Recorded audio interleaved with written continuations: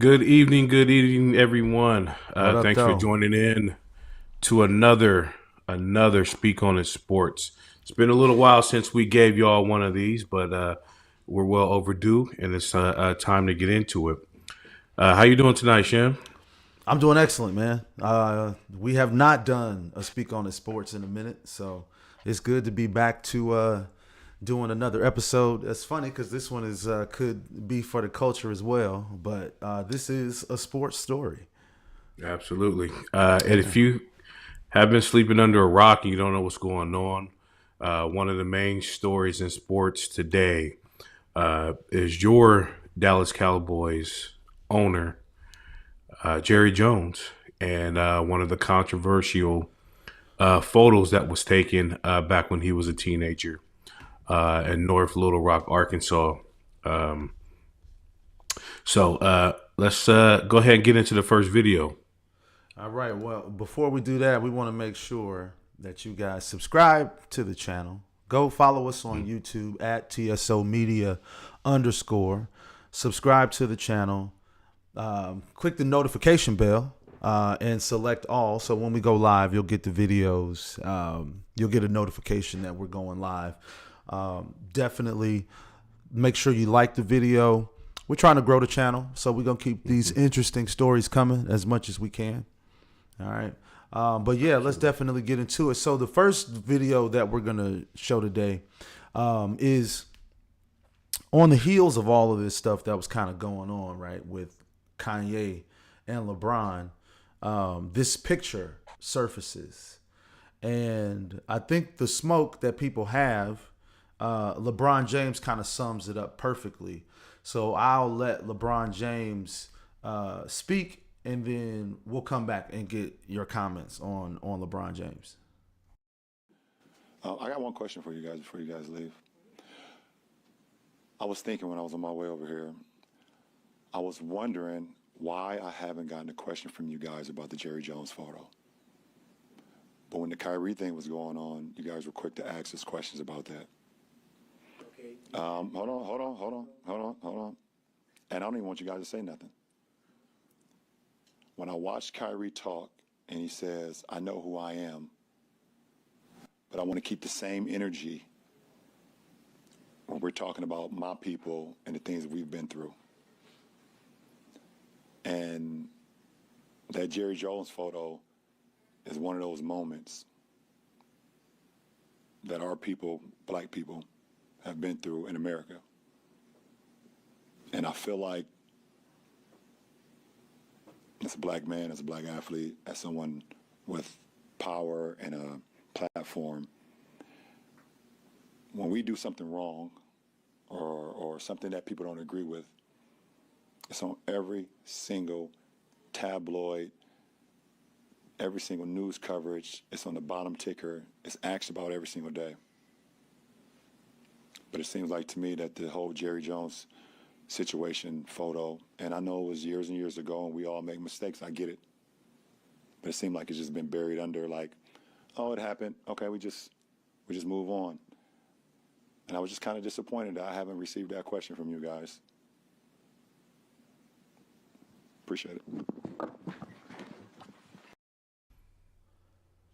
And this is the photo that surfaced in this Washington Post article of Jerry Jones on the front lines. I guess some people want to argue this might not be the front of the front lines. This is the back of the front lines. But this is the photo nonetheless. And this is Jerry Jones, the owner of the Dallas Cowboys, the most lucrative sports franchise in North America. Terrence. So folks are going to be quick to come to his defense. And I just want to say he hasn't came to his own defense as of yet. He keeps deflecting, instead of giving a little bit more context. If you haven't read the Washington Post article, highly suggest that you do so. I want to point out that what Jerry Jones said about this. Oh, I was young. Just wanted to see. I was young and curious is his excuse. But then he goes in and he says, something similar to what the former president says. They're fine people, in that mob. In reference to Charleston, what happened in Charleston, Virginia. They're fine people. So, were there fine people in the mob back in Jim Crow, Little Rock, Arkansas, where you knew what it was going into it? There's a little bit more than curiosity. We all know that. We know your roots. We know what was going on around that time when, four plus. I think we account for about 4,000 black men and women being killed during that time frame. That's disregarded, and if you read the Washington Post article, you know that the mob of students that were escorted, kind of not by the police, were singing that old Confederate Dixie song as they marched to the school to prevent these kids from integrating in these young African American kids from integrating into that school. So there's a whole lot more into it, and we're going to dive a little bit deeper. What are your thoughts and initial reactions to what you saw and what you've heard so far? I mean, so first of all, let me go back to LeBron and just say that it's a lot of things that LeBron gets wrong, in my opinion. When it comes to his activism. But this is one of those times, man, where, you're just proud, to see somebody stand up. And it's a lot of like we said in previous shows, LeBron James is that kind of a Disney activist where he toes the line. He, when it comes to his activism, he's only going to go so far. But I think at this particular moment in time, with again what was kind of going on with Kyrie, and when you juxtapose this to the coverage that this story was getting, it's no comparison. We talked about Kyrie every day. Some fresh content every single day when talking about Kyrie, and something that he posted, and he didn't even say anything in the post, and people jumped on television talking about what he said and how what he said hurt a lot of people and all this kind of stuff. And it was every single day Kyrie was getting hammered. And then you have this situation where you have a billionaire, everybody loves Jerry Jones. We get it, but something like this surfaces, and not only does the media not seem like they're going to hold him accountable, it seems like, there isn't going to be any account. Like, he doesn't even have to come out and say anything, which is going to kind of carry us into this next video with Jay Williams, because Jay Williams's issue is, again, nobody's trying to beat up Jerry Jones for being there, at least from a media perspective. I know Terrence, you might have some stronger positions on it. But in the media, what they're saying, what Jay Williams is saying, which is different from what LeBron is saying, is that, okay, so we get to hold Kyrie to this high standard where he has to denounce anti-Semitism, and he has to, pay money to these organizations and all this kind of stuff. And he's suspended. And because Jerry Jones is a billionaire, he doesn't have to even respond to it. So, and the way he did respond was, again, in that old Jerry Jones fashion, dismissive and, just aloof, as if, he didn't really know what was going on. So my initial thoughts is, we know why Jerry Jones was there on the steps of that school. And those kids there that were terrified of what could potentially happen to them, they know why those kids were there. And Jerry Jones has lived a long time, and 65 years is a long time. He's had a long time to live, and he's done a lot, and he's created a lot of goodwill for himself over the last 65 years. But this is something that he has to answer for. So my initial reaction is Jerry Jones needs to answer for this. And this is kind of where Jay Williams' head is at as well. Because this is just where we are with, our culture in America. Like, you got to answer for stuff, And the question is, does the billionaire class have to answer when things like this happen? Because obviously everybody else does. So I'm going to go into this video of Jay Williams discussing this photo as well, and then we'll wrap this thing up. The bit, champing at the bit, as you probably taught me how to say all week long to talk about this, man. There are two quotes I really want to break down. I want to do it with you guys in real time as this exercise. First quote that he said in response to it, "I don't know that I or anybody anticipated or had a background of knowing what was involved. It was more of a curious thing." That was a quote that you had mentioned, Max. Second quote, "Nobody there had any idea, frankly, what was going on to take place. We didn't have all the last 70 years of reference. You didn't have a reference point there." Yo, hearing that, I don't want to hear that from Jerry Jones. What? Like, I don't want you to absolve yourself and everybody else there. So, look, I'm not going to hold a 14-year-old accountable, right, if that was curiosity, because I wasn't there. I don't know what was going on inside his brain during that particular time. But I do know that everybody else that was there, it wasn't just curiosity. There were racist people there. And what I need Jerry Jones to do, which I haven't seen him do throughout George Floyd, throughout every stuff, happening with, quote unquote anti-flaggers, right, going around Colin Kaepernick. I have not heard Jerry Jones denounce racism. I have not heard him do that.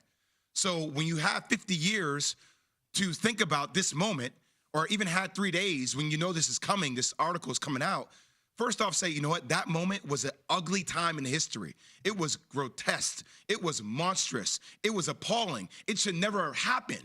Don't lead with your first step being, well, it was a curious thing. Don't do that. Denounce it. Denounce it. And he hasn't done that, man.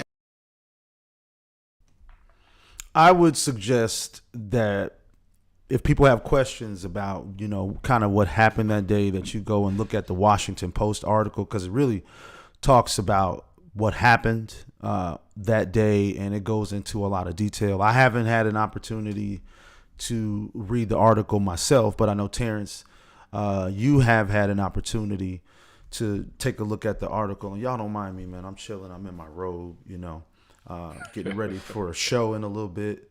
I got a show tonight. But definitely check out this article in the Washington Post. It's important to know what happened. And I think, Jerry Jones is going to get to, oh, shucks, he's going to get to all shucks this thing away. And it's not cool, bro, because we are living in a time where you got to answer for those skeletons when they come out the closet, man. And Jerry Jones is not exempt. Is there a different set of rules for the billionaire class? And of course there is a different set of rules for the billionaire class. Like, let's be real. But this is an interesting story because we're going to get to see if Jerry Jones is going to come out with another oh shucks type of thing, because this is what Jay Williams is talking about. Like, he's coming out like, oh, I was just curious, right? And it's like, in the words of Dave Chappelle, how old is 15 really?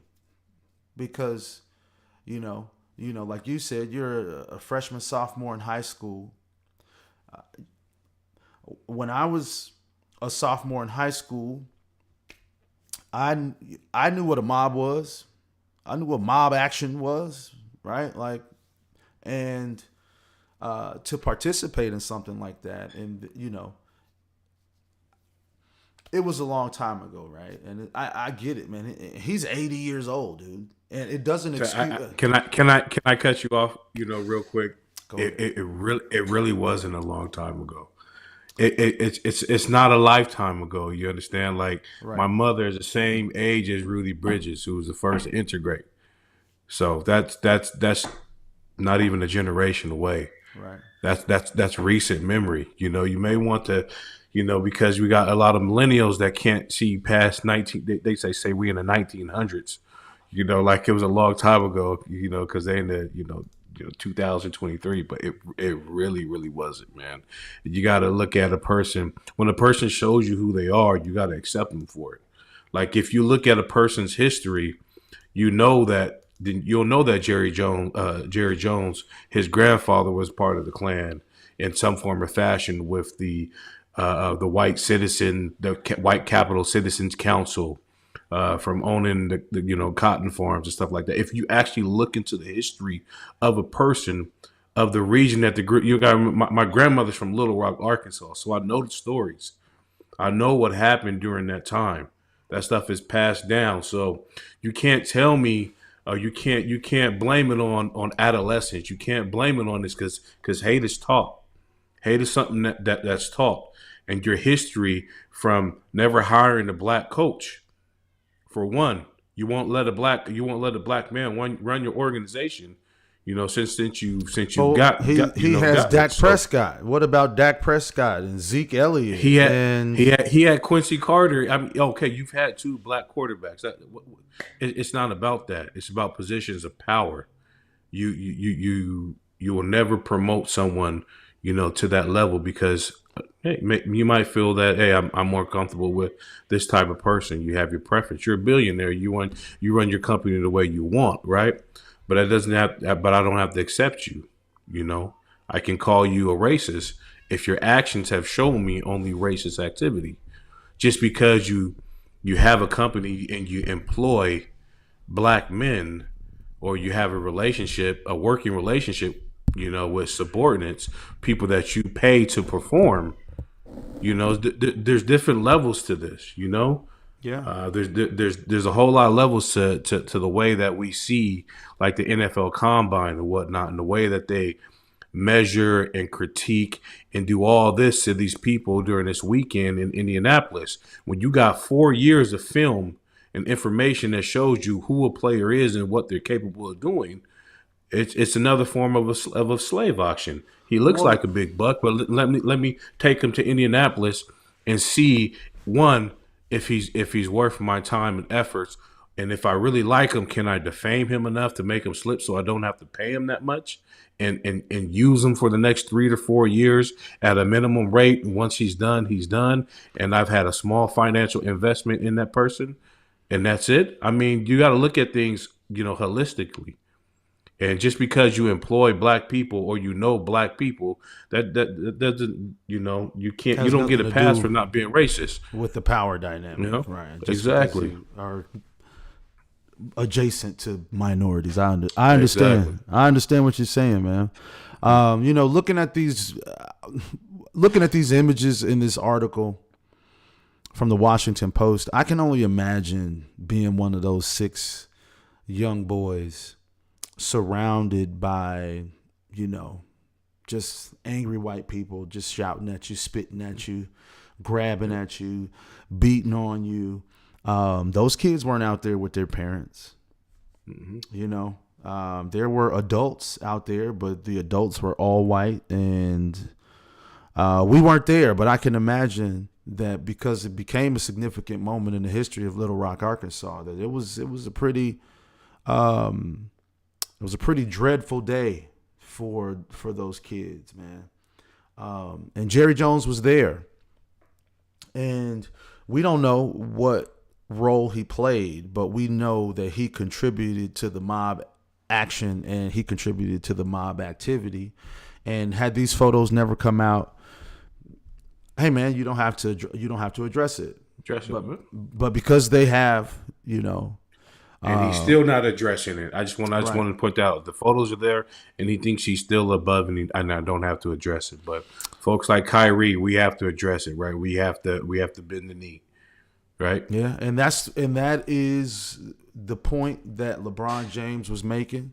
the point that I think LeBron James is making is, why is the media not keeping the same energy? Keep that same energy. But LeBron is a politician, and I'm sure if he was asked about it, he would have given his opinion about it.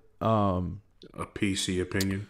Yeah, and I think it would have been wild, because he has to kind of toe that line because he wants to be a billionaire and he wants to be in the billionaire class, and he is a billionaire and he is in the billionaire class, and anybody can be knocked off of that pedestal when you don't play by the rules. So again, he's gonna say what needs to be said, and in this instance I feel like he got really, really close to that line, man. And I think I just appreciate it, because he doesn't have to be the one to say it. We just need LeBron to do those mic drops, and then continue to let us hammer these conversations out. Get your money, bro. Don't mess up your money.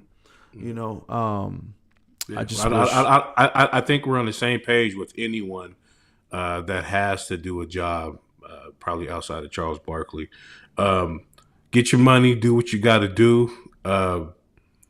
We respect you for having to, to bend, but build that generational wealth for your family. Sacrifice for the greater good. But when you got enough, man, it's time to stand up for your people in some form or fashion. You got to take those small steps to help the collective achieve greatness. When is enough enough? When is enough enough? How much money is enough money? Does that number even exist? I'll never know. But they are real close to the ones that can find out. And ain't nobody willing to risk it all like Kanye. When it all falls down, boy. Hey, I tell you, one person who will always bend the knee is that boy Charles Barkley. I just have to say that, man. Yeah. He's another level of. If you're looking for someone to speak up for black folks, please don't look towards that man. Yeah, man. Please don't. But, hey, man. But I'm getting off topic here. But what it is, Jerry Jones. I'm gonna be the one to say it. You need to come out. You need to denounce racism today, and you need to take steps to make amends for the pain that you caused to our people. Period. I can tell you that's not going to happen. Mm-hmm. He's not going to come out and say and apologize or denounce anything, because who gonna tell Jerry Jones what to do? He don't give a damn about the media. The only way he's gonna come out and denounce anything is if it starts to affect his bottom line. Yeah. Other than that, he got way too many billions to give a damn. Same thing he did with Kaepernick and George Floyd, man. That bro, hey, he was on two knees. He was on two knees out there. He's like, please don't mess with my money. Ray Lewis, man. Oh my God, that was Ray Lewis. That was cap on another level, man. Ray Lewis, man. Oh my God, Ray Lewis. But anyway, mm-hmm. Hey man. Hey, hold on. One more thing before we go. I gotta say this. One of the things that subliminal messaging is out there and it's real. One of the things Jerry Jones said during that time with the Kaepernick and George Floyd was, we have to lead with grace. He kept saying grace, and it just popped in my mind. Amazing grace. And if you know the origins of that song, if you know the slave owner and the references in that song with the British slave owner who came to the U.S. and all that, I that's one of the songs that I just don't appreciate. I don't like hearing. You gotta understand the roots and the origins of things, and listen to what people say, because there's messaging behind some of those words, man, and you gotta look into it. John Newton wrote Amazing Grace in December of 1772. Look at the story behind Amazing Grace. Yeah, man. But anyway, Man, let's speak on it. Sports. We out of here, man. Peace. Love, everybody.